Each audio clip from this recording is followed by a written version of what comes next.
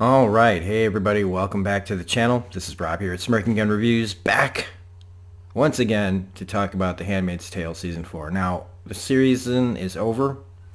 We talked about everything. We did have to jam in the first 3 episodes because I was playing catch up because of my internet outage that lasted 2 months. And I wanted to talk about Season 4 as a whole. Talk about some things that we didn't get to. Talk about some things I missed. And really just kind of retouch on the overall season because while it's happening, I'm going to stop myself right here before I get into any more of that and just always forget because I always just want to jump right in. I want to talk about a couple of things. First, I want to thank everybody that's been watching. I want to thank the fact that The Handmaid's Tale helped me get over 2,000 subscribers, which, for a lot of YouTubers, that's nothing. When you've reached 10,000, 50,000, 100,000, a million. But for those of us that are out on the fringes and living in small YouTube land, 2,000 subscribers is like a million. It means everything. And I can't, between Mayor of Easttown and Underground Railroad in this, it really helped coming off of that 2 month not being able to make any content, kind of drift in a little bit, and reconnecting with the audience and being able to comment and get your comments and respond back, because one of the main things I want people to know when they come to my channel is you're heard. You're heard, and I respond, and we keep a dialogue going. Bigger YouTube channels, and I'm not saying that they don't mean it when they say, I love you guys, but they don't usually give you the kind of attention that a smaller YouTube channel can give you. And even smaller YouTube channels, sometimes don't really get to talking to the community. And I always talk about the community being one of the most important things, because I don't know a lot of people around me. I don't have a big group of friends. I don't meet people well. I've got a lot of anxiety and a lot of depression, and it's always just been tough for me. And here on YouTube is where I deal with that stuff, and I get to talk, and I get to be myself. I feel like I'm myself when I'm talking on YouTube and when I talk to you guys about this stuff, and you have no idea how much. Maybe you do. Maybe some of you are in the same boat. And so I just can't tell you guys and gals and everybody what a great experience The Handmaid's Tale always is when it comes to community. And I know that there's a lot of choices out there. And I don't want to knock any of the YouTubers out there that may watch this show, or just even in general most of the time. But I feel like so many of them, they just go by the numbers review-wise. There are some standouts. If you're not watching the channel Always Watching, her reviews from Mayor of Easttown and Handmaid's Tale, all her reviews are very, very eloquent. And I always use that word. She puts things in such a nice way. Like, just so much, I don't know. I wish I had a talking, but this is how I talk, right? Maybe I don't really wish that, but she's got a very different way of talking about these shows, and it's excellent. If you're going to do a review that's really focusing all on the show and not on like stuff how I talk, watch her videos, because I feel like most of them, they're just not that. They don't bring themselves to the table like people like she does and like I will. And so I thank you guys for helping me stand out in this big crowd of people talking about this show. Speaking of which, I don't know. I still can't confirm this or not, but I keep getting told that Bruce Miller was leaving comments on my videos. I saw it just recently. And since it is the internet, I can't confirm whether or not that's actually Bruce Miller, the showrunner, making comments on the videos. But even if it's not, and I said this in a comment, because this person was like, thank you for, talking about the show and how much hard work it takes to go into the show, and they pass on, the thanks for creating a show where we can have these dialogues. Even if it's not true, it's still true, the thanks to the creators of this show and the people who make it for making a show that opens up the conversations that we can have about our world that parallel this show. And so if you are actually Bruce Miller watching, and if you watch this video, thank you again so much for making this show. Thank all the people that are in the cast and the crew. We love you. I mean, I'm a nobody on YouTube. All right? I don't have ins with the industry. I don't have sponsors. All the things that I have on YouTube, I've earned myself, and all the community and people that I work with, they're all because I've reached out to and worked hard to cultivate these relationships. I don't have ins. I don't get screeners. I don't get early access, unless unless it's the case of like something like AMC Plus, right? That just gives you a couple of days extra to watch it. That's like some benefit. I don't get all the special treatments that other YouTube channels get. And so I just, I don't expect anybody to ever reach out. So Bruce Miller, if this was you watching, thank you so much. I really love the fact that possibly people are paying attention. Also want to bring up that we are doing the 2,000 subscriber live stream on Wednesday, June 30th at night, probably around 8 o'clock Central Standard Time, where we will be having a lot of fun. We will be talking about all the subscribers. So if you're a subscriber with a public account, I will be thanking you. And if you don't want to be thanked, this is the time in the comment section to say, don't say my name. Don't say my YouTube channel or whatever. And I won't. And so again, if you are new to the channel, welcome. If you're coming back, welcome back. Love you guys. Thank you so much for becoming a part of this. So the things we need to talk about for season 4, and I'm already 7 minutes in, holy shit. There's so much to say when we take a step back, because when we're watching it week to week, when we're in it week to week, and we have a week to between episodes, and we have all that time to speculate, and we have all this time to process everything we've seen. There was a great strong beginning. There was a bit of a rough middle for a lot of people, and then it finishes pretty strong.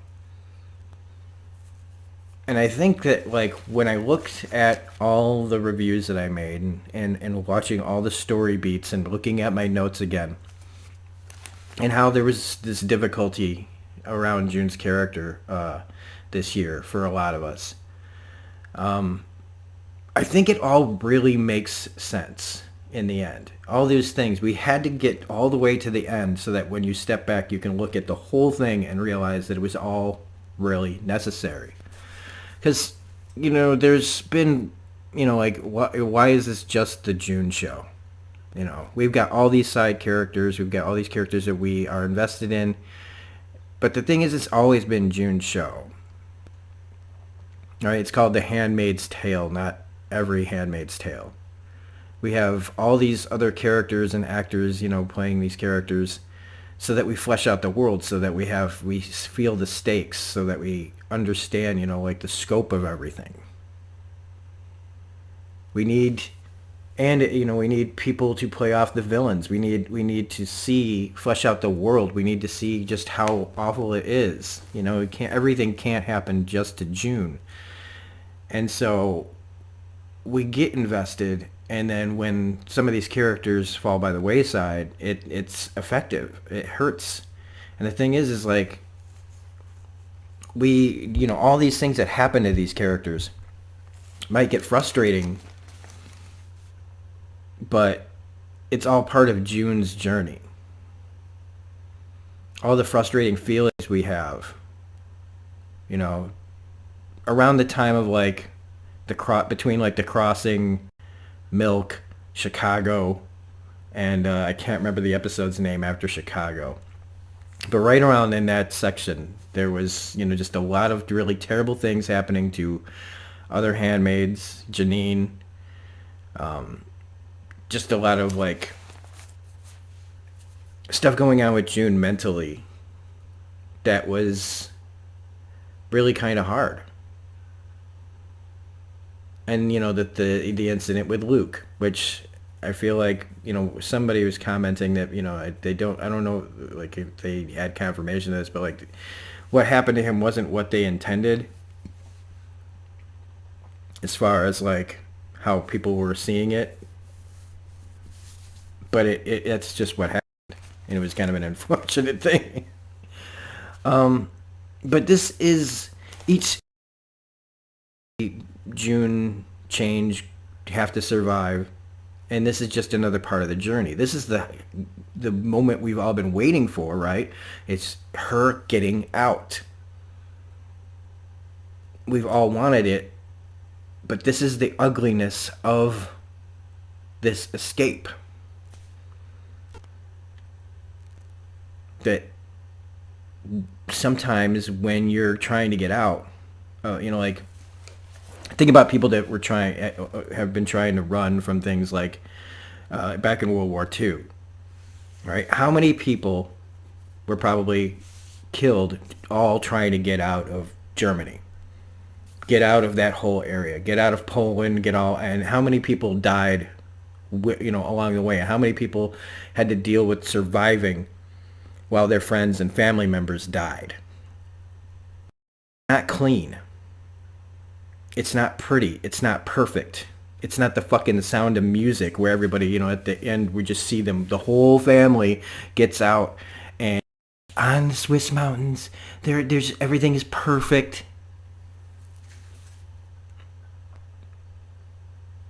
It's ugly and it's horrifying, and they leaned heavy into that reality. And while we were watching it, it was very hard to watch. It was so sad to watch the other handmaids die in the crossing. I was really upset, especially it felt almost unnecessarily cruel to watch them get run over by a train.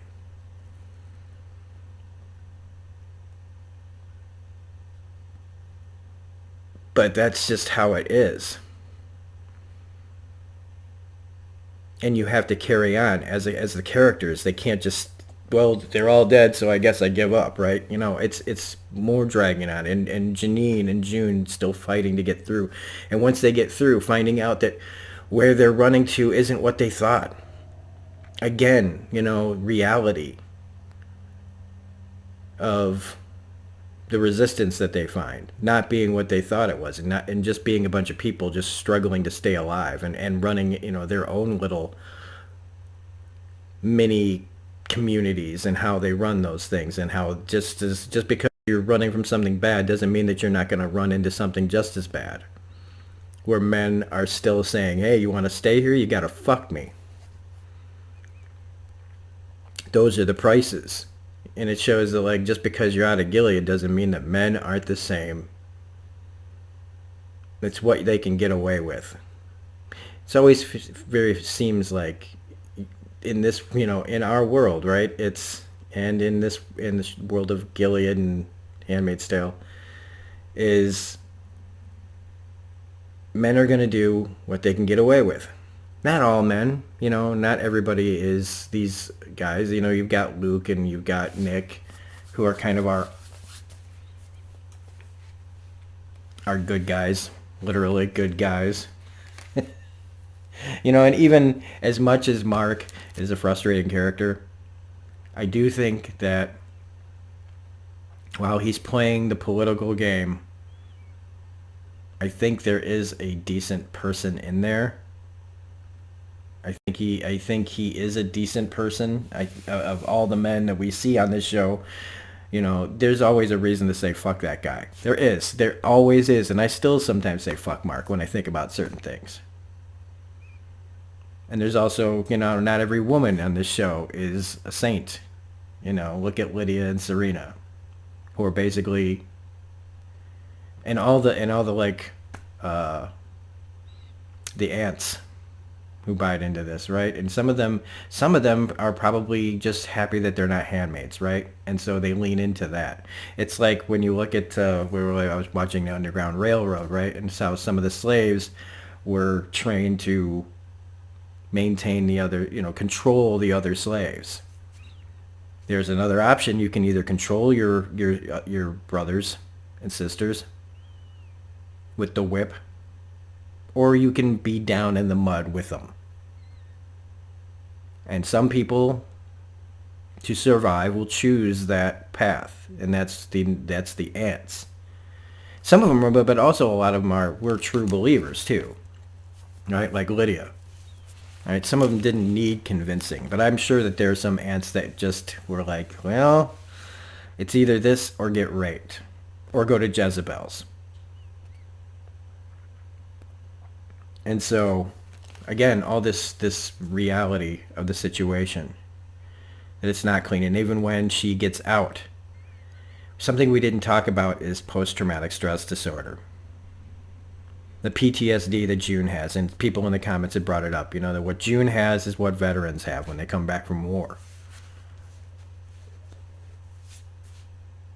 I have a very close family member who was diagnosed with PTSD over things that happened when this person was young. I've been told that if this person has it, there's a good chance that I have it. I have not been to anyone to discuss it. It would probably explain a lot about me. But those things, as horrible as they are, that happened to me or my family member, and other people probably in my family. And we're going to talk about that in a separate video. So even though sounds like I'm opening up a new can of worms here, we're going to be talking about that around my birthday. So look out for that video. Ooh, fun. But the level of PTSD that June has experienced, everything that she's experienced to get her to this point, and somehow she's still fighting, trying very hard. Elizabeth Moss's performance this year is, again, Emmy worthy. Even though at this point I'm just tired of awards. Why can't we just say this is like just a really great performer, and she should be proud of that? The accolades they give each other really don't mean that much to me. I feel like the response from the audiences should be the biggest thanks. But, the big accolades being bigger parts, which means bigger paychecks, which means you can do the projects that you want, that kind of thing. So when we don't understand what June's going through, it's because think about all the awfulness that she experienced in a short amount of time. Like all the stuff that she's experienced in Gilead. Getting shot, getting all those kids out, getting shot, being patched up, being pushed around from place to place, trying to just survive, losing all those people along the way, the guilt of that, the captured and feeling pushed into giving up their position because you think they might harm her child, even though there is a bit of a in there about the whole Hannah being afraid of her not telling anybody about that. Even though most of them are all dead. The only one she can really tell is Janine.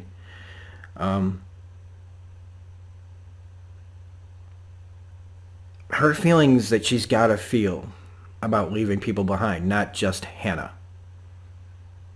She's out and nobody else is.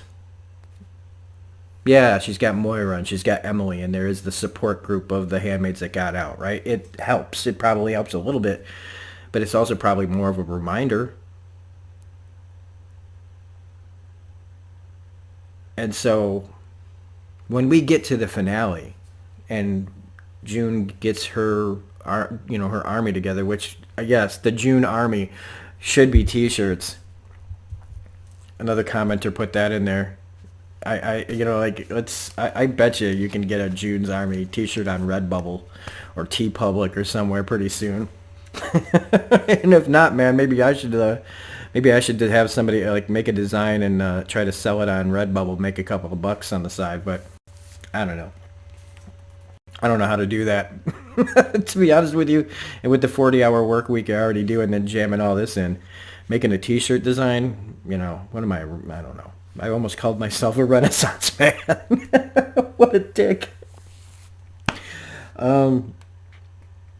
So when you take a step back, like I said, and you look at all the pieces of the puzzle, all the things that she went through, it makes more sense now. Because it's rough, like I said, watching week to week and having to wait a week to get answers, to fill in more blanks of why this and that and the other. And so I feel like I was giving her a bad rap a little bit because this is why I review the way I review. This is why because we feel these things when we watch.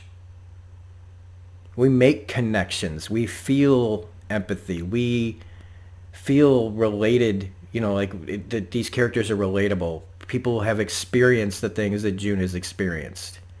When we're watching it and you're into it this much, you're not thinking about, I wonder if the lighting in this scene is great. And, all those things that reviewers try to talk about. Real, like the ones that are reviewers. I don't know what I'm reaching for. A tie?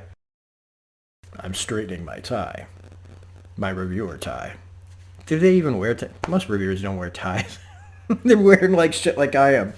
I mean like the hoity-toityness of it all. Oh, I'm going to talk about the pacing and the tone. And those things are important too. If those things fail, if the writing is bad, if the tone is bad, if things are all over the place, if the acting's bad, those are things we will talk we talk about when it's necessary. We praise the things that they're good at. But when we're watching it and we're really invested, we're talking about how we feel about it. We're thinking about our world. We're thinking about our society, which is another reason why this show is fantastic, is because of how relevant it is. Yes, it's great to have escapism. It's great to have the shows that you just watch and to laugh and to forget about things. And then there's the shows that make us remind us that this world is fucked up and we need to try to fix it and we need to talk it out and we need to explain it, because it's just really important these days more than ever to have the conversations. And it's so great again that, like I said, I'm a nobody on YouTube. You people out there make me somebody. You make me feel like somebody. And it's so great. It's so great. Now, other things that we need to talk about. I do wish that there had been some Janine and Lydia stuff in here, and Esther. I'd like to have seen at least where we're headed more, a little bit of like a preview for season 5 of where we can expect to see those characters. I mean, they kind of were setting it up in episode 9. Because I really feel like that's going to be a major, major part of season 5. I also really liked, and again, I've said this before, but like Serena, she's on these conference calls, right? Who's she talking to? Who is she talking to, and what is she trying to set up for herself? Because while Mark was like, are you going to be with him as husband and wife? She says, we're going to be a family. She doesn't say husband and wife. She's putting on a show, just like June told him. She's a consummate actress, and she's going to play the part she wants to play in this. So to me, her marriage to Fred is just, dressing now. It's just like a lot of fake-ass looking marriages out there, high-profile people. People just standing by their man while they do other things. But who is she in contact with? Is she talking to the people that are supporting them now? Could this group be dangerous? Will Serena Joy have a chance? to be with these people that are supporting her. I never count her out because, and as a lot of people also mentioned in the comments, she's more dangerous than Fred. She's the wolf in sheep's clothing. Fred is just out there behaving like Fred out in the open. He's not, he's so deluded, he doesn't know how to hide his horribleness because he doesn't think he's horrible. Serena knows enough to keep her mouth shut. Let Fred bury himself. I'll be the wife who's pregnant, who's doing, what she's doing by, standing by her man in a way, but also distancing herself at the same time. She a master manipulator. The only people she can't manipulate anymore is people like June. So I really do wonder what's going on there. Now, also we didn't talk about the importance of the trade, the 22 women. We kind of we discussed like, oh, how disgusted Fred would feel seeing all those women traded for him. But really, and I got this from somebody I work with, is really the information that those 22 people have is probably way bigger than what Fred has. The more current knowledge that you could have. These are resistance members. These are people that were from Gilead, like that got out of Gilead that are first, fighting back, presumed dead. There's a lot that they can tell them. And it also is true that these are the lives that they're trying to save. They needed to present this to Mark in a way that their bosses would have a hard time saying no to. PR nightmare, because if it were to get out, and it would get out, that they turned down a way to get 22 people out for Fred fucking Waterford, it would be a PR nightmare. It would be political nightmare. And so it was just, again, it's a smart play, even if it shouldn't be a no-brainer for the rest of us. This is politics. And it's disgusting. It really is. And I also thought about the scenes when I was talking about how he goes to a place to get through things. But a lot of that really was her reliving the assaults. And we counter that with, she comes back and Luke's saying, we got to count our blessings. And it's just, it feels like everything that everybody's saying is just kind of fueling that, yeah, I need to let go. I want to let go. Talking to Emily. Like there's two conversations that happen with Emily. There's the one where she's telling her, I want to let go of this guy. I want to be a better mother. And then when she goes to visit Fred and just, there's part of me that really wishes something had happened right then and there. I almost for a second could hear the rains of Castamere. If you know what I'm saying,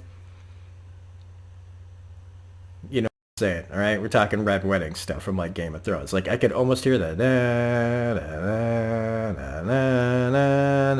in that scene. But they didn't. But to the Emily part of the second conversation is the unspoken, the hidden dialogue of what June conveys to Emily about what she plans to do with Fred. They're all in the background talking about what happened, and oh, Fred's going to go to Gilead and they're going to put him on trial and he might go to the colonies and blah, blah, blah. And then she just to Emily is like, telling her, they're all there listening and they're kind of in the background and maybe they're reacting, but we just don't see it. Talking about how she wants Fred to feel. And, she just they both share that look of scared to death. And they both kind of have that smile. Like, this is what you're doing. Okay. Like, you're not telling anybody that you're going to take Fred out, but you're telling me exactly what we're going to do. Okay. I really liked that exchange quite a bit. And Alexis Bledel, It's crazy watching her go from the Gilmore Girls, right? The fresh faced, I don't know what that is, to the woman she's become on this show. I've from like I watched, you got Gilmore Girls, you got movies like Sin City, you got the young adult stuff, and then suddenly she's just this grown woman, and she reminds me a lot of my sister, my youngest sister. And just it's like watching this person, like when you watch actors grow up in front of you. She just really went from that kid to a woman, and it's just she really needs to get these people in this show, by the way, need to get more work. But I really wish that there was more Emily in this show, because she is like that character who does understand June more than Moira can. And so as we get to this, and I'm trying to look at my notes here before I get to the topic, right, where they talk about they talked about my mother said, if you really want to know what they believe, remind yourself that they bought more copies of the Old Testament than the New. And like as it was said in the comment section, that these people, their theocracy is based on the worst parts of the Old Testament. And it made me think about one of the things that they really didn't do that much, which is show Gilead, because they couldn't. This is the June getting out story, and so all all the things about Gilead were pretty left out, except for the Lydia storyline, which I also feel like it was there was just not quite enough of that in the show this season. Just like I thought that there sometimes it took a really long time to get to the Waterfords, but I feel like if this was filmed during COVID, then it explains like shooting schedules and everything like that that would, kind of shorten up some of these storylines.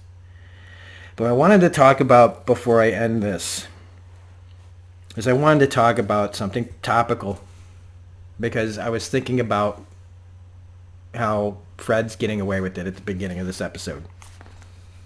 These people who admit to things that we all know they've done, right, in our world. There are a lot of Fred Waterfords. There are men getting away with it every single day.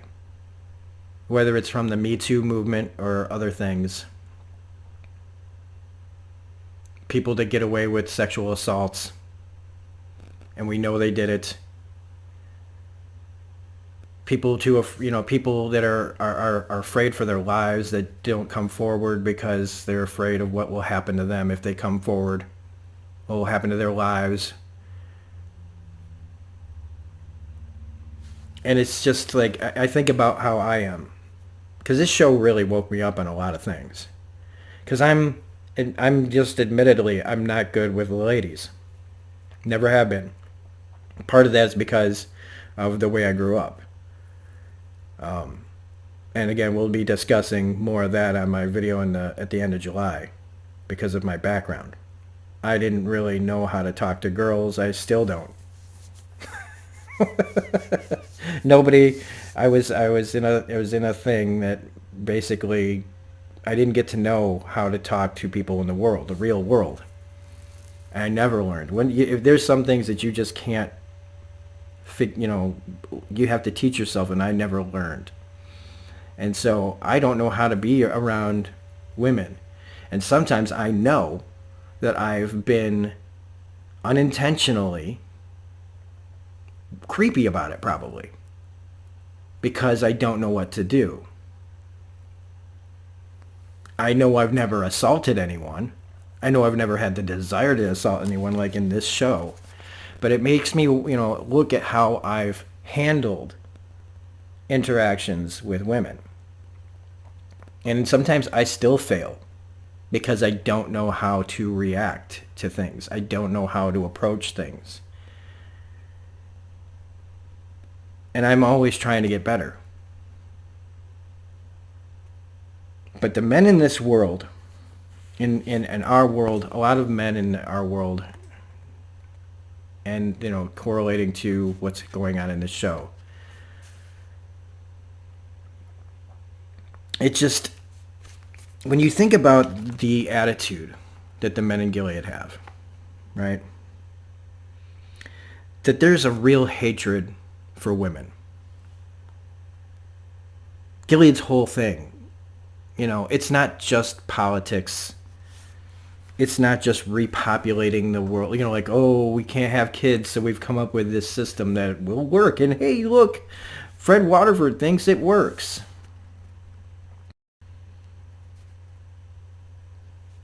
Because for a lot of men, Gilead is their wet dream. Walking around with assault rifles, fucking whoever, wherever, whenever,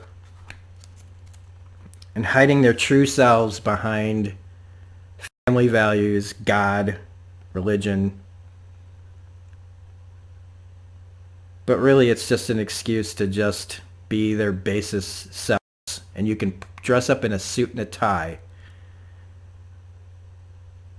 and be an important man. You can go to your important job, whether it be whatever it is. Most jobs are men above women. And, I mean, for all the piousness that these men have, they have Jezebels. So it's the whores for the pious commanders. It's the Madonna and the whore thing. Right? That was so acceptable for so long. There was this unspoken thing of these righteous, pious men. These men, the greatest generation, who went to war and came back, and and they've done things and they've seen things, and so they've earned the right to be pigs. And this isn't just World War II generation. This goes all the way back forever. I'm just pointing out more like newer stuff, newer attitudes, newer excuses for behavior. Because what are these men really afraid of? Right? We see these people on TV like Tucker Carlson and Lindsey Graham and Mitch McConnell and Gates and Cruz and even, like I said, the women like like Taylor Greene, all spouting off family values and America and religion and God and all this stuff that's so close to the attitudes that are here in this show. And they're screaming about all these things that we should be afraid of. But what are they really afraid of? They're not. Let's be clear. The only thing they're afraid of is losing power and the possibility that we might actually have real change in this world, and that it might not just all be for the white man. And as pious as these men try to be, you've got people like Gates who are sexually trafficking women, talking outside both sides of their mouths. You've got people that are allowed to just lie with impunity, like Tucker Carlson.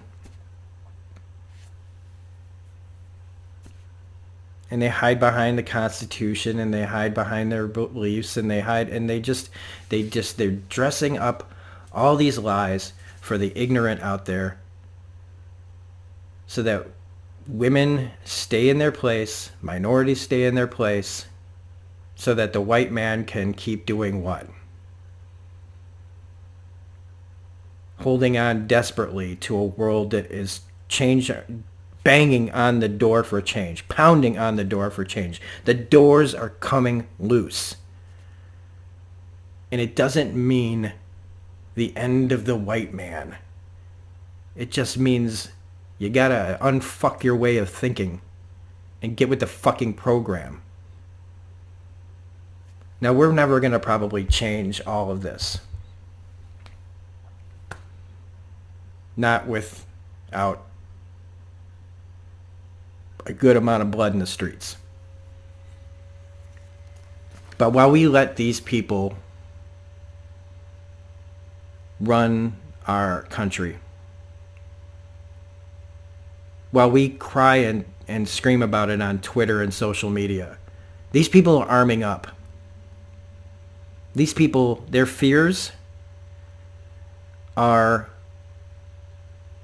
so real to them that things like The Handmaid's Tale could happen.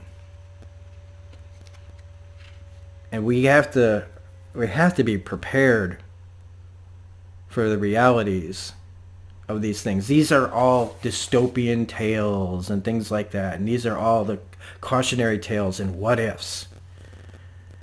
But when you look at how the 72 million people in this country, and probably more, handled things in the last election, when we see how divided everybody is over these phony baloney values and God and all this other stuff that they try to say in there, what they're really saying is we don't want to change.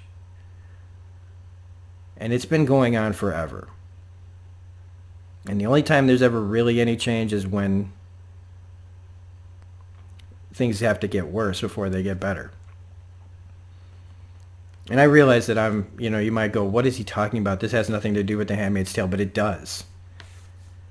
Because if we don't want what's happening in this show to happen in real life, where we allow men and their women that help them in the governments that believe the same shit as they do, if we keep allowing them to take away women's rights, to take away voter rights, to strip away, and call it something else, all the things that we've been pushing forward for real change, to keep these things from happening, to keep our women safe, to give women the same rights as men, to give minorities the same rights as everyone else.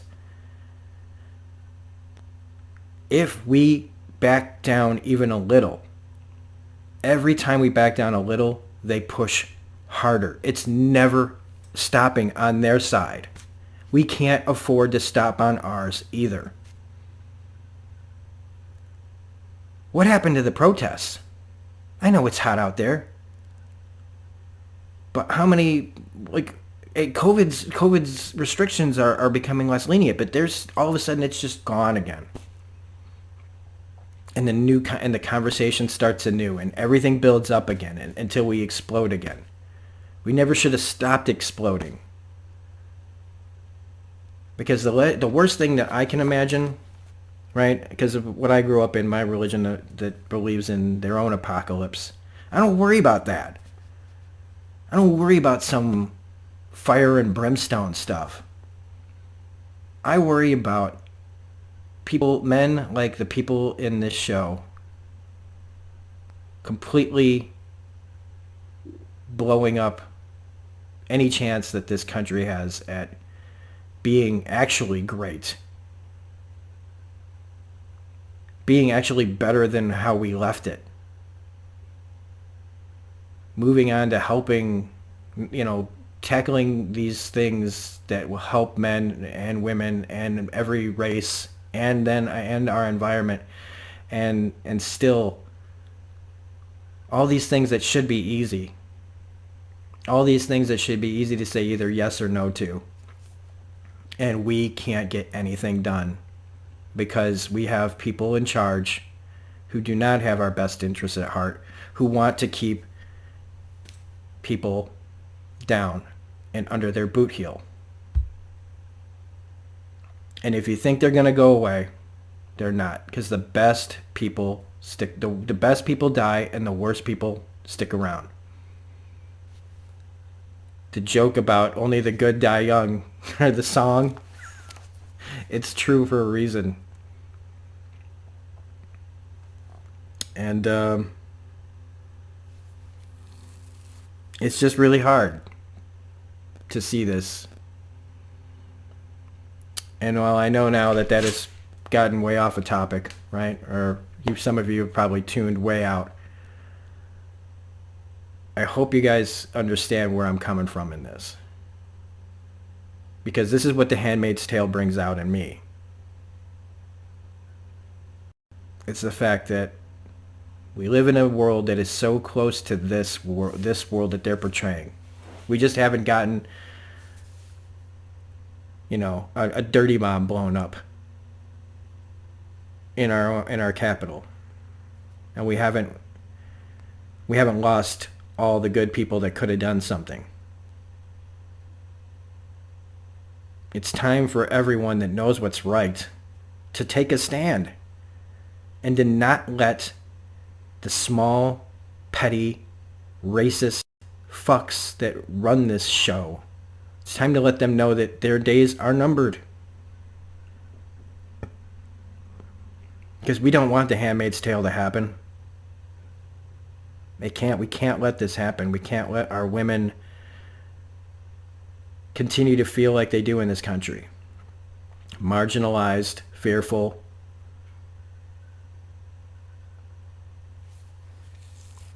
Because that's what men are really afraid of, is losing power. Because they know in the end, women have the real power. I wonder if it's because they're jealous that they can't have kids. I wonder if it's the power to have children that really freaks them out so much. Because it's the one thing a man can't do. And if you can control that, well, you can keep making the children that you want come out of this world. And that's another thing that's scary. But anyway, I'm going to stop it there because I don't want to run too far I've already run way into the weeds. So anyway, that was my extreme look at everything from season 4. I hope we get to see more of McKenna Grace. I know that's just tacked on here at the end, but I am hopeful for season 5. I hope that we start seeing some real change. I hope that June, while I think Gilead's going to be after her for what she did to Fred, I know that this is also a point of contention, is why should she have to run? You're right. She shouldn't have to run. You're absolutely right. Every single one of you that said, why should she have to run? She shouldn't. But when it will get out, it always does. She can't stay there with her family. Can't take that risk. Plus, like Lawrence said, you get Fred, it's not going to be enough. So anyway, and it won't be. And so here's to June taking it to Gilead in season 5. Hopefully, that's where we're going. If not, we'll see. I actually just really want to see what they're going to do. So anyway, if you like this review, this extra look at this extra discussion, these extra thoughts, these extra rants about season 4 of The Handmaid's Tale, please hit the like button. I know this is a long video. So comments, shares, subscribe if you're not a subscriber.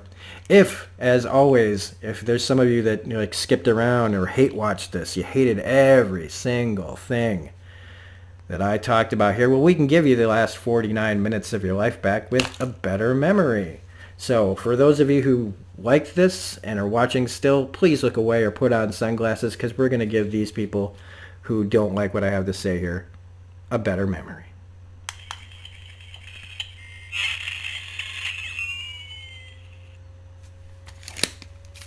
I lied. You are stuck with this memory. Bye.